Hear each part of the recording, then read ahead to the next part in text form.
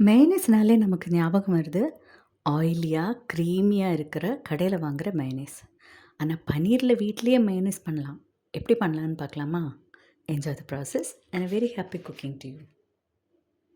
இதுக்கு பாதி yellow and பாதி ரெட் கேப்சிகம் கட் பண்ணிவிட்டு 2, 3 கார்லிக் பீசஸ் அதையும் கட் பண்ணி நல்லா தீயில ரோஸ்ட் பண்ணிக்கலாம். அதை அப்படியே மிக்சர் ஜாரில் போட்டுட்டு அது கூட கொஞ்சம் இன்க்ரீடியன்ட்ஸ் வீட்டில் இருக்கிற இன்க்ரீடியன்ட்ஸ் போட்டோன்னா நம்ம மேனீஸ் இல்லைன்னா டிப் ரெடி. அதுக்கு ஒரு 100 கிராம் பன்னீரை நல்லா கட் பண்ணி போட்டுக்கோங்க. ஹோம்மேட் பன்னீர்னாலும் பரவாயில்ல, கடையில் வாங்கின பன்னீர்னாலும் பரவாயில்ல.